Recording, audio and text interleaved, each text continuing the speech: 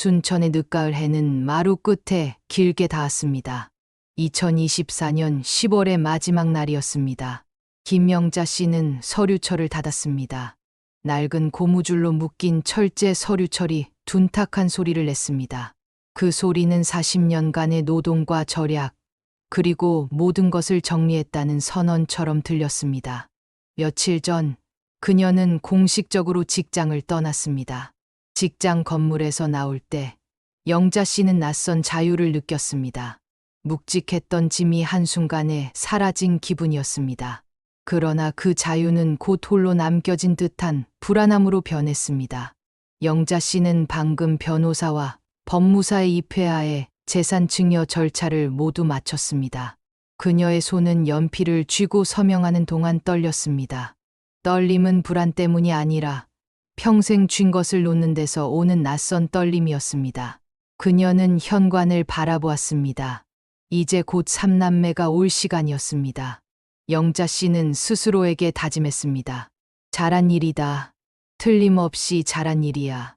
성실함이라는 삶의 설계도, 김영자 씨의 삶은 한치의 흐트러짐도 없었습니다. 영자 씨는 고향을 떠나 20살부터 도시에서 일했습니다. 그녀에게 삶은 항상 예측 가능한 수학 문제와 같았습니다. 투입하는 노력만큼 정확하게 결과가 나오는 일이었습니다.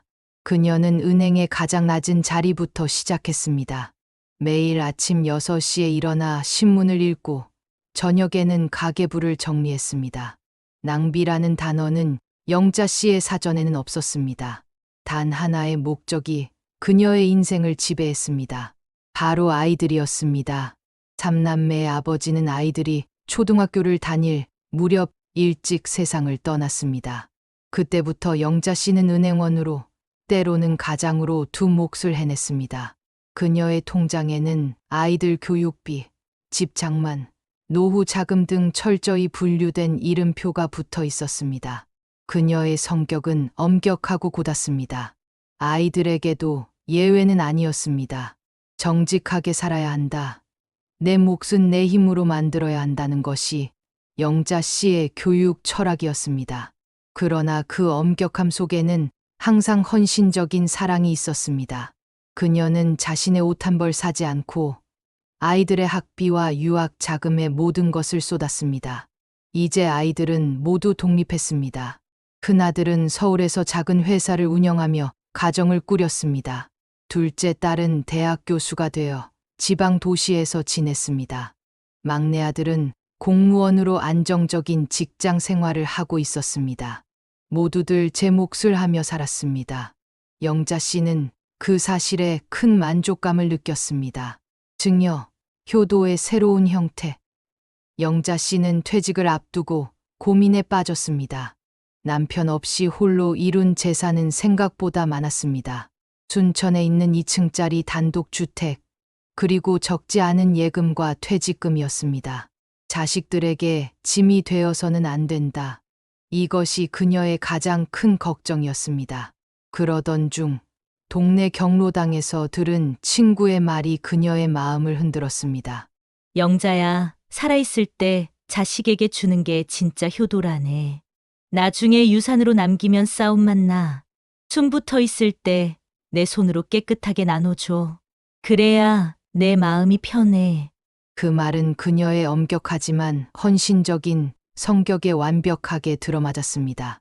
영자 씨는 자신의 계획대로 공평하게 그리고 명확하게 정리하고 싶었습니다. 영자 씨는 치밀하게 계산했습니다.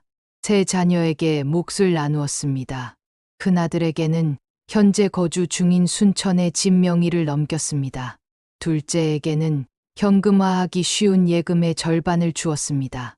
막내에게는 최근 수령한 퇴직금 중 일부를 생활 안정 자금 명목으로 증여했습니다. 그녀는 노후를 위한 최소한의 자금만 남겼습니다. 그마저도 예상치 못한 질병에 대비하기 위함이었습니다. 이 정도면 공평하지. 누구 하나 섭섭해할 일은 없을 거야. 완벽한 정리 후의 저녁 식사. 어둠이 내리기 시작하자 현관에서 익숙한 소리가 났습니다. 삼남매가 동시에 도착한 것입니다. 큰아들이 문을 열었고 둘째와 막내가 뒤따랐습니다. 오랫동안 보지 못했던 자식들의 얼굴이었습니다. 엄마, 저희 왔어요. 그래, 어서 들어와. 오랜만에 다 모였네. 영자 씨는 미소를 지었지만 입과 근육이 어색하게 당겨졌습니다. 저녁 식사는 조용하면서도 따뜻했습니다. 영자 씨가 가장 좋아하는 불고기와 잡채가 식탁에 올랐습니다. 식사가 끝난 후 거실에 모여 앉았습니다. 증여 서류와 통장이 담겼던 서류철은 이제 빈 채로 거실 구석에 놓여 있었습니다. 큰아들이 조심스럽게 말문을 열었습니다. 어머니, 정말 감사합니다. 갑자기 이렇게 큰 결정을 하셔서 저희도 놀랐어요. 이 집 잘 간수하겠습니다. 그는 영자 씨의 손을 잡았습니다. 그 손의 온기가 따뜻했습니다. 둘째 딸이 고개를 끄덕였습니다. 엄마, 걱정하지 마세요. 저희가 이제 엄마 노후는 책임질게요. 재산 때문에 마음 쓰실 일도 서운하실 일도 없습니다. 막내 아들 역시 묵직하게 거들었습니다. 네, 누나 말대로 이제 엄마는 저희 걱정 말고 편안하게 지내시면 됩니다. 저희가 자주 찾아뵐게요. 자식들은 돌아가며 영자 씨를 안심시켰습니다.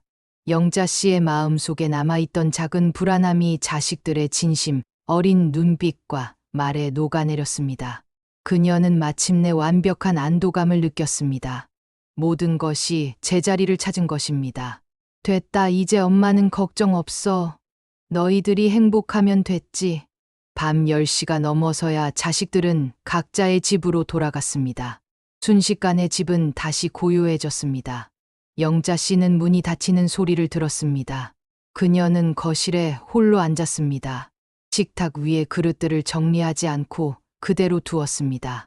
자식들의 채취와 웃음소리가 아직 남아있는 것 같았습니다. 영자 씨는 깊은 숨을 내쉬었습니다. 이제 정말 모든 짐을 내려놓았다고 생각했습니다. 나눠주는 게 행복이라 믿었습니다. 그녀는 그 행복이 오래도록 지속될 것이라고 굳게 믿었습니다. 하지만 그 고요함 속에서 영자 씨는 알지 못했습니다. 이 완벽한 안도감이야말로 폭풍 전야의 가장 위험한 순간이라는 것을 말입니다. 그녀의 삶에서 이제까지 경험하지 못했던 무겁고 차가운 침묵이 그 집을 에워싸기 시작하고 있었습니다. 그녀의 새로운 삶은 이제 막 시작되었지만 그녀가 준 재산이라는 끈이 사라진 자리에 사랑이라는 끈이 과연 남아있을지는 아무도 확신할 수 없는 상황이었습니다. 완벽한 안도감으로 가득했던 그 저녁 식사 후 정확히 한 달이 흘렀습니다. 김영자 씨는 집 안의 모든 것이 멈춘 듯한 기분을 느꼈습니다. 퇴직 후의 일상이었지만 이전과는 달랐습니다. 그녀의 시계는 여전히 오전 6시에 시작되었으나 더 이상 서두를 이유가 없었습니다. 처음 한 달 동안은 괜찮았습니다. 그녀는 늘 꿈꿔왔던 대로 마당을 정리하고 못다 읽은 책들을 꺼내 보았습니다. 마음은 가벼웠습니다. 이제 정말 내 인생을 사는구나. 스스로에게 말했습니다. 하지만 자녀들에게는 소식이 없었습니다. 증여를 마친 날 밤, 삼남매는 자주 찾아뵙겠다고 약속했었습니다. 그러나 그 약속은 공허한 메아리처럼 느껴졌습니다. 주말이 지나고 추석이 지나고 계절이 깊어지는 동안 집 전화는 벨 한 번 울리지 않았습니다. 기다림과 합리화. 영자 씨는 처음에는 합리화했습니다. 큰아들은 회사가 바쁠 것입니다. 둘째는 학기 말이라 논문을 마무리할 것입니다. 막내는 공무원이니 연말 업무에 치일 것입니다. 다들 제 몫을 하고 있으니 된 거야. 그렇게 스스로를 다독였습니다. 그러나 그 합리화는 2달째로 접어들면서 깨지기 시작했습니다. 그녀의 시선은 자꾸만 현관 쪽으로 향했습니다. 현관에 쌓여있는 전단지나 고지서만이 그녀의 집을 방문하는 유일한 손님이었습니다. 결국 참지 못하고 영자 씨가 먼저 연락을 시도했습니다. 그녀는 휴대전화 버튼을 누르기 전 굳은 표정으로 3번이나 심호흡을 했습니다. 첫째 아들에게 전화했습니다. 전화는 몇 번의 신호음 끝에 연결되었습니다. 엄마 왜? 나 지금 회의 중이야.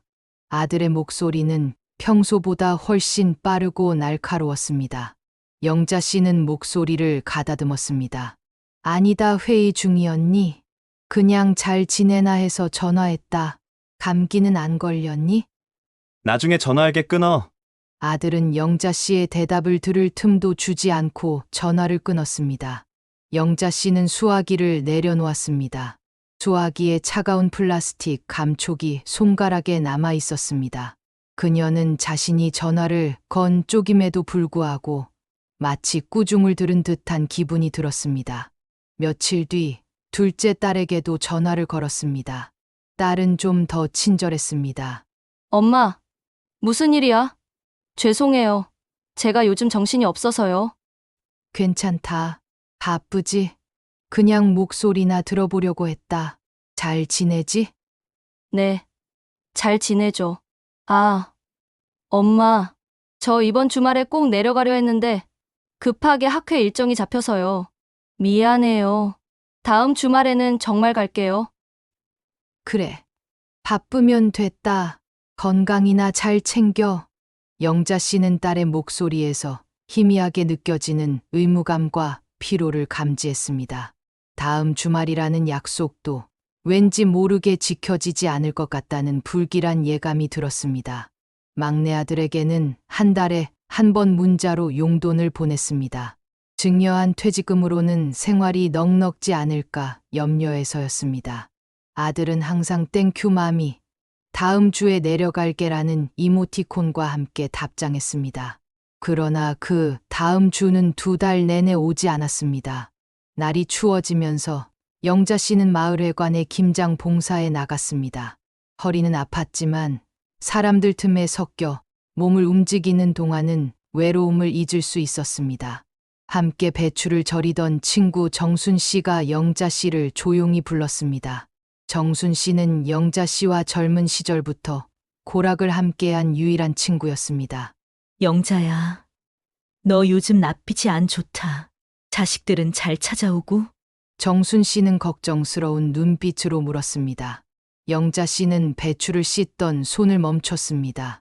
봉사하는 내내 억눌러왔던 감정이 순식간에 목구멍으로 치솟았습니다. 그녀는 억지로 미소 지었습니다. 잘 지내지, 다들 바빠서 그렇지. 내가 이해해야지. 정순 씨가 혀를 찼습니다. 이해는 무슨, 내가 평생을 바쳐 키웠는데. 내가 재산 다 나눠준 거 동네 사람들 다 알잖니? 다들 너 참 대단하다고 했어. 영자 씨는 들고 있던 배추를 물통에 다시 넣었습니다. 그녀의 눈가에 뜨거운 기운이 돌았습니다. 이젠 내가 줄 게 없으니 다들 나를 잊은 것 같아. 그냥 가끔 전화 한 통이라도 해주면 좋겠는데. 영자 씨의 목소리는 미세하게 떨렸습니다. 그녀는 평생 남 앞에서 약한 소리를 해본 적이 없었습니다. 정순 씨는 조용히 고개를 끄덕이더니 영자 씨의 어깨를 토닥였습니다. 그리고는 낮은 목소리로 단호하게 말했습니다. 영자야, 돈을 주면 마음까지 줄 필요는 없었어.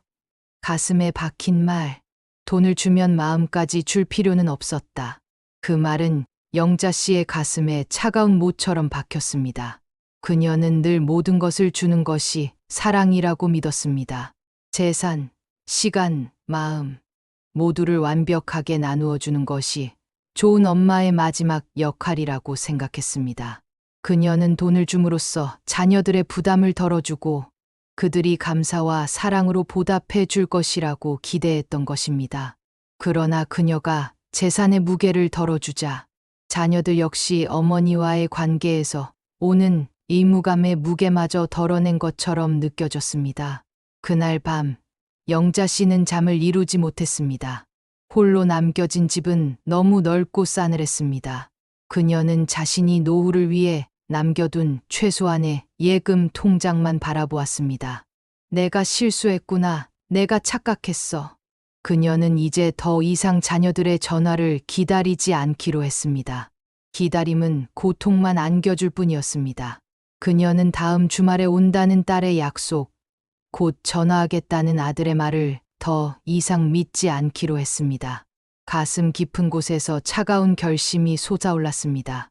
무너진 기대가 역설적으로 단단한 각오로 변했습니다. 내가 이대로 무너지지는 않아. 나는 김영자야. 그녀는 창밖에 앙상한 겨울나무를 바라보았습니다. 이제 곧 매서운 바람이 불고 그 끝에 봄이 올 것입니다. 하지만 그 봄은 그녀에게 가장 잔인하고 외로운 날을 가져다 줄 것이라는 것을 영자 씨는 아직 알지 못했습니다. 바로 돌아오지 않을 그녀의 생일 말입니다.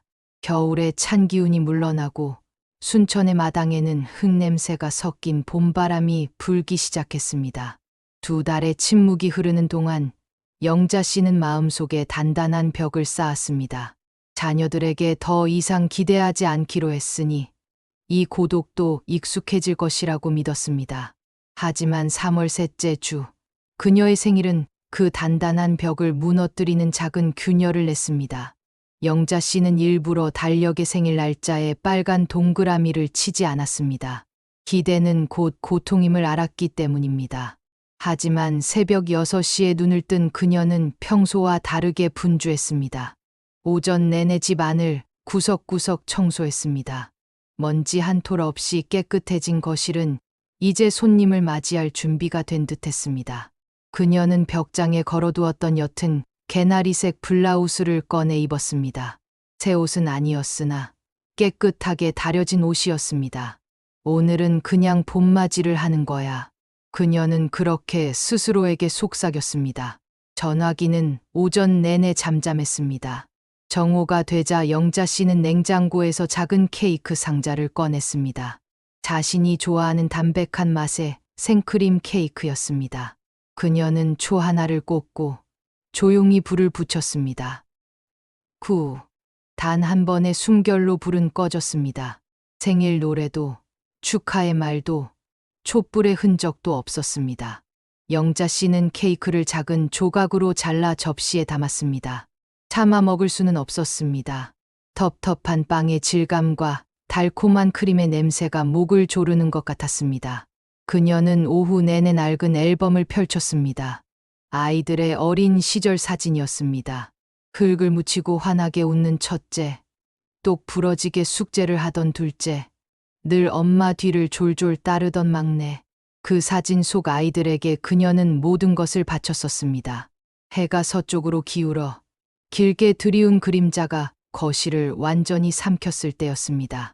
오후 6시 30분, 벨 소리가 울렸습니다. 영자 씨는 순간적으로 온몸이 얼어붙는 것을 느꼈습니다. 혹시라도 설렘과 함께 찾아온 작은 희망이었습니다. 그녀는 급히 현관으로 걸어갔습니다. 숨소리마저 멈추고 문을 열었습니다. 문 앞에는 자녀들이 아니었습니다. 순천시 복지관의 사회복지사 박준호 씨가 서 있었습니다. 그는 늘 영자 씨의 건강 상태와 안부를 살피던 청년이었습니다. 박 씨는 그녀의 손에 딱 맞는 크기의 작은 케이크를 들고 있었습니다. 동네 빵집의 앙금 케이크였습니다. 선생님, 김 선생님, 생신 축하드립니다. 박 씨는 허리를 숙여 90도로 인사했습니다. 그의 미소는 맑고 꾸밈이 없었습니다. 영자 씨는 너무 놀라 말이 나오지 않았습니다. 복지관에 자신의 생일 정보가 등록되어 있다는 사실조차 잊고 있었습니다. 박 선생 어떻게 여기를? 영자 씨의 목소리가 떨렸습니다. 저희가 매년 생신 때 찾아뵙는 분들이 계세요. 잠깐 인사만 드리고 갈게요. 이거 따뜻한 차랑 드세요. 박 씨는 케이크와 함께 작은 보온병을 내밀었습니다. 영자 씨는 그의 손에서 케이크를 받아들었습니다. 케이크 상자의 무게가 낯설고 따뜻했습니다. 그래, 고맙다다. 정말 고마워. 영자 씨는 말을 잇지 못하고 눈물을 참았습니다. 박준호 씨는 영자 씨의 눈가를 흘끗 보고는 밝게 웃으며 말했습니다. 다음 주에 또 안부 전화드릴게요. 건강하세요. 그는 인사하고 깔끔하게 물러섰습니다. 그날 밤, 영자 씨는 홀로 앉아 박 씨가 가져다 준 케이크를 한 조각 먹었습니다. 달지 않은 앙금의 맛이 그녀의 목을 타고 넘어갔습니다. 그녀는 조용히 무릎에 얼굴을 묻고 울었습니다. 이 아이는 내 피 한 방울 안 섞였는데 왜 이렇게 따뜻할까? 내 새끼들은 왜? 그로부터 며칠 후였습니다. 영자 씨는 큰아들이 전에 집에 두고 간 태블릿 PC를 발견했습니다. 아들이 쓰던 것이라 비밀번호도 몰랐습니다. 영자 씨는 태블릿을 치우기 위해 전원을 눌러보았습니다. 놀랍게도 화면이 잠겨 있지 않고 바로 바탕화면이 나타났습니다. 아들이 급하게 나갈 때 잠금 설정을 잊은 모양이었습니다. 그녀는 우연히 화면 상단에 뜬 메시지 알림 창을 보았습니다. 카카오톡 단체 채팅방이었습니다. 방 제목은 순천 프로젝트였습니다. 영자 씨의 심장이 갑자기 쿵 하고 떨어지는 것 같았습니다. 그녀의 손가락이 떨리는 것을 느꼈습니다.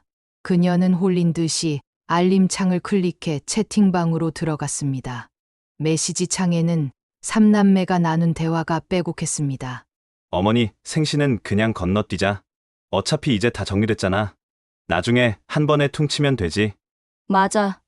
요즘 너무 바빠. 그리고 엄마한테 드린 집 순천진명의 정리도 아직 안 됐는데 형, 근데 그 집 팔면 남은 돈은 어떻게 나눌까? 그거라도 공평하게 나눠야지. 무슨 소리야? 그 집은 내가 물려받은 거잖아. 팔아도 내가 다 가져야지. 영자 씨는 그 문장을 읽는 순간 숨을 쉴 수가 없었습니다.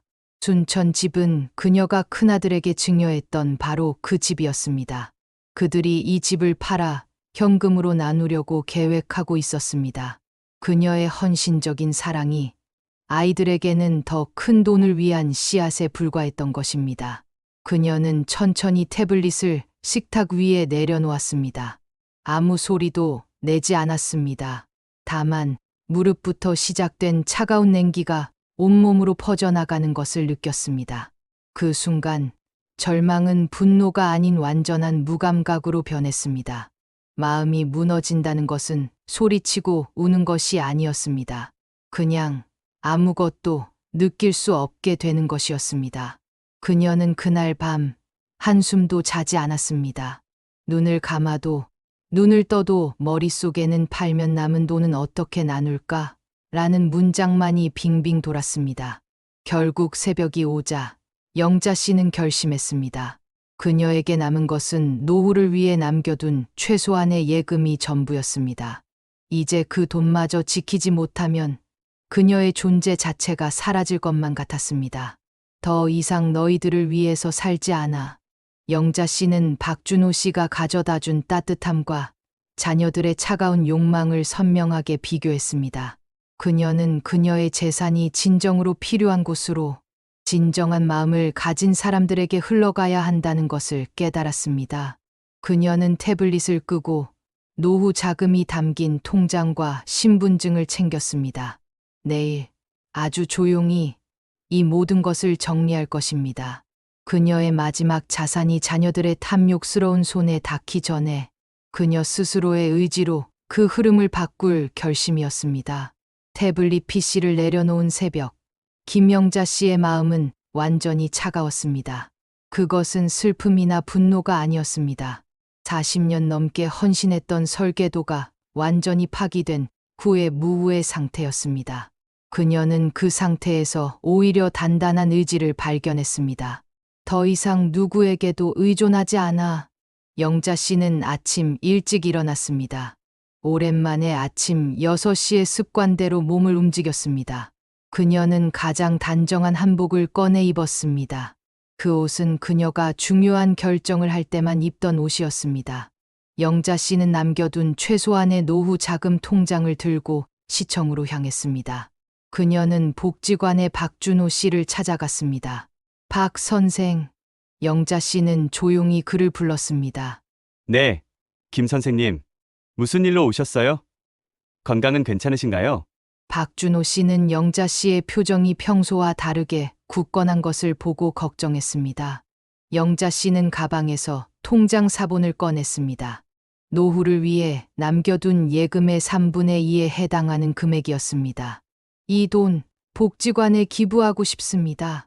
박준호 씨는 깜짝 놀라 눈을 크게 떴습니다. 선생님, 이 돈은 선생님의 노후 자금으로 알고 있습니다. 갑자기 무슨 일이라도 생기셨나요? 영자 씨는 고개를 저었습니다. 아니다. 이제야 내 쓸 곳을 찾았다. 이 돈은 나를 위해 쓰는 것이다. 그녀의 목소리는 미세하게 떨렸지만 결심은 흔들림이 없었습니다. 이 돈은 지역의 홀몸 노인들 식사 봉사나 겨울 난방비에 써 주십시오. 다른 용도는 안 됩니다. 알겠습니다. 선생님의 뜻을 잘 받들겠습니다. 박 씨는 더 이상 묻지 않았습니다. 그는 그녀의 눈빛에서 단순한 기부가 아닌 절박한 생존의 선언을 읽었기 때문입니다. 영자 씨는 그 자리에서 기부 절차를 밟았습니다. 그리고 마지막 요청을 덧붙였습니다. 나도 여기서 일하고 싶습니다. 봉사활동을 하게 해 주십시오.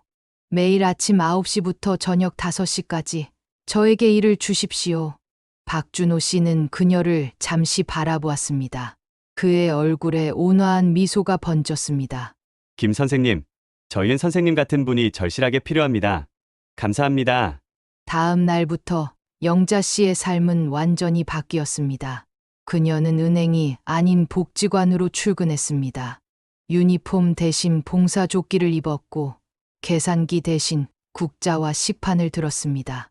처음에는 모든 것이 어색했습니다. 그녀는 평생 타인에게 의지하거나 낯선 사람들과 섞이는 것을 꺼려왔던 사람이었습니다. 하지만 복지관의 일상은 그녀를 기다려주지 않았습니다. 그녀는 밥을 푸고 식사 도우미를 하고 물품을 정리하며 쉴 틈 없이 움직였습니다. 어르신, 국 더 드릴까요? 천천히 드십시오. 낯선 사람에게 말을 건네고 미소를 짓고 그들의 감사 인사를 듣는 일은 그녀에게 새로운 의미로 다가왔습니다. 이곳 사람들은 그녀가 무엇을 주었는지 알지 못했습니다. 그녀에게 재산을 기대하지도 않았습니다. 그들은 그저 함께 일하는 봉사자, 김영자만을 보았습니다. 박준호 씨는 약속대로 영자 씨를 김 선생님이라 불렀습니다. 그 호칭에는 존경과 신뢰가 담겨 있었습니다. 그는 그녀의 봉사 활동을 조용히 도왔습니다. 무거운 박스를 들 때면 말없이 나타나 함께 들었고, 지친 기색이 보일 때면 따뜻한 차 한 잔을 건넸습니다. 김 선생님, 쉬엄쉬엄 하세요. 선생님 덕분에 일이 훨씬 수월해졌습니다. 괜찮다. 나는 움직여야 사는 사람이다. 이렇게 일하니까 마음이 편하다. 영자 씨는 박 씨에게 감사함을 느꼈습니다. 그에게서 그녀는 한 번도 받아본 적 없는 조건 없는 따뜻한 연대감을 느꼈습니다. 복지관 건물 뒤편 작은 자투리 땅에 텃밭이 있었습니다. 영자 씨는 점심시간마다 그곳으로 향했습니다. 그녀는 굳은 흙을 뒤집고 비료를 뿌리고 상추 모종을 심었습니다. 생명을 돌보는 일은 정직했습니다. 물을 준 만큼 자라고 햇볕을 쬐는 만큼 푸르러졌습니다. 그 속에서 그녀는 삶의 규칙이 돈이나 혈연이 아닌 성실함과 돌봄에 있다는 것을 다시 깨달았습니다. 어느 맑은 오후, 영자 씨는 무릎을 꿇고 앉아 텃밭에서 갓 자란 상추를 땄습니다. 연한 연두빛 잎이 그녀의 손에 닿는 감촉이 부드러웠습니다. 그때 그녀는 문득 깨달았습니다. 나는 잃은 게 아니라 가장 중요한 것을 찾았구나. 그녀의 순천집은 큰아들의 소유가 되었고 그녀의 예금은 줄었습니다. 하지만 그녀는 이제 스스로의 힘으로 하루를 채우고 있었습니다. 그녀는 마침내 자녀들의 그림자에서 완전히 벗어나 온전한 김영자로 살고 있었습니다. 영자 씨는 상추 한 잎을 들고 햇볕 속에서 미소 지었습니다. 담담하지만 진실된 미소였습니다. 이젠 누굴 위해서가 아니라 나를 위해 산다. 그녀의 마음은 잔잔한 호수처럼 고요했습니다. 그러나 이 평화가 찾아온 순간 그녀에게서 멀어졌던 과거가 마지막 인사를 건네기 위해 다가오고 있었습니다. 바로 그녀의 큰아들의 전화를 통해서 말입니다. 그 마지막 한 통의 전화가 그녀의 평화로운 삶에 어떤 여운을 남길지 영자 씨는 조용히 기대하며 그날의 해 진력을 맞이했습니다. 김영자 씨가 복지관에서 봉사활동을 시작한 지 몇 달이 흘렀습니다. 시간은 그녀에게 놀라운 치유제였습니다. 그녀는 더 이상 시계를 보며 자녀들의 전화를 기다리지 않았습니다. 그녀의 시간은 식사 준비, 텃밭 돌보기, 그리고 복지관 어르신들과의 대화로 촘촘하게 채워졌습니다. 복지관 직원들은 이제 그녀를 완전히 김 선생님으로 인정했습니다. 그녀의 손맛이 담긴 김치와 정갈한 태도는 모두에게 신뢰를 주었습니다. 그녀의 얼굴에는 오래된 긴장이 풀린 듯한 편안함이 자리 잡았습니다. 그날도 영자 씨는 여느 때와 다름없이 텃밭에 있었습니다. 늦봄의 햇살은 따뜻했고 그녀가 심은 상추와 고추 모종이 파릇하게 자라 있었습니다. 흙을 만지는 일은 정직했습니다. 거짓이 없고 기대한 만큼 배신하지 않았습니다. 영자 씨는 무릎을 꿇고 앉아 잡초를 뽑았습니다. 그녀의 마음속 잡초들까지도 함께 뽑혀나가는 기분이었습니다. 저 멀리 복지관 현관 앞에서 박준호 씨가 그녀를 향해 손을 흔들었습니다. 김 선생님, 믹스커피 한잔 하세요. 박 씨는 늘 그녀에게 존중을 담아대했습니다. 이 조건 없는 관계 속에서 영자 씨는 자신이 여전히 누군가에게 필요한 존재라는 사실을 확인받았습니다. 그녀는 웃으며 텃밭 도구를 정리했습니다. 바로 그때였습니다. 주머니에 넣어두었던 휴대전화가 울렸습니다. 모르는 번호였지만 왠지 모르게 익숙한 기운이 느껴졌습니다. 그녀는 흙이 묻은 손을 옷에 닦고 전화를 받았습니다. 여보세요. 영자 씨의 목소리는 평온했습니다. 수화기 너머에서 잠시 망설이는 듯한 침묵이 이어졌습니다. 그리고 익숙한 목소리가 들려왔습니다. 큰아들이었습니다. 엄마, 저예요. 아들의 목소리는 예전처럼 바쁘고 날카롭지 않았습니다. 오히려 어딘가 조심스럽고 미안함이 섞인 듯한 어조였습니다. 영자 씨는 마음속으로 심호흡을 했습니다. 억지로 화를 낼 필요도 구태여 반가워할 필요도 없었습니다. 그녀는 그저 담담했습니다. 그래, 오랜만이다. 죄송합니다. 엄마, 그동안 너무 바쁘다는 핑계로 연락도 못 드리고 찾아뵙지도 못해서요. 아들은 주저하는 듯 했습니다. 순천 집 명의도 다 정리됐고 저희끼리 이야기도 좀 나눴습니다. 그게 저희가 아들은 아마도 자신이 명의를 받은 집을 팔아 동생들과 나눌 계획이었는데 어머니가 남은 재산을 기부했다는 소식을 듣고 연락했을 것입니다. 이제 더 이상 가져갈 것이 남아있지 않다는 사실을 확인하고 싶었거나 마지막으로 어머니의 마음을 달래려 했을지도 모릅니다. 영자 씨는 아들의 변명이나 미안하다는 말을 듣고 싶지 않았습니다. 그녀는 단 한 문장으로 모든 것을 끝내고 싶었습니다. 아니다, 괜찮다. 엄마, 건강은 괜찮으세요? 어디 불편하신 데는 없고요? 아들이 조심스럽게 물었습니다. 이 질문은 진심으로 걱정하는 것 같기도 했고 의무감으로 던지는 형식적인 질문 같기도 했습니다. 영자 씨는 텃밭을 천천히 둘러보았습니다. 흙 속에 단단히 뿌리 내린 상추 모종, 햇빛을 받아 반짝이는 잎사귀, 그리고 자신을 기다리는 박준호 씨의 온화한 미소까지. 그녀는 그제야 깨달았습니다. 자신은 육체적으로도 정신적으로도 완벽하게 괜찮다는 것을. 그녀는 수화기에 대고 담담하게 그러나 분명하게 말했습니다. 괜찮다, 이제 진짜 괜찮다. 걱정 말고 너희들 일이나 잘해라. 짧은 대화였지만 영자 씨에게는 지난 40년의 관계를 마무리 짓는 충분한 대화였습니다. 아들은 더 이상 말을 잇지 못하고 네. 엄마, 그럼 건강하세요? 라고 말하며 전화를 끊었습니다. 영자 씨는 천천히 휴대전화를 주머니에 넣었습니다. 그녀의 눈가에는 눈물이 고이지 않았습니다. 대신 깊은 평화가 찾아왔습니다. 그녀는 자리에서 일어나 텃밭을 향해 섰습니다. 그녀의 발밑에는 그녀가 스스로 일군 작지만 풍요로운 세계가 펼쳐져 있었습니다. 과거에는 재산을 소유하는 것이 그녀의 힘이었습니다. 자녀들에게 무언가를 줄 수 있다는 사실이 그녀의 존재 이유였습니다. 그러나 재산이 사라지고 그들이 떠난 후 그녀는 스스로의 가치를 발견했습니다. 돈으로 사거나 줄 수 없는 따뜻한 연대, 하루하루의 성실한 노동이 주는 만족감, 그리고 그 무엇에도 기대지 않는 단단한 자립심이었습니다. 영자 씨는 따뜻한 햇살 아래서 텃밭의 흙 냄새를 깊이 들이마셨습니다. 그리고 조용히 자신만이 들을 수 있도록 속삭였습니다. 돈은 사라졌지만 내 마음은 이제 부자가 됐구나. 김영자 씨의 삶은 이제 시작이었습니다.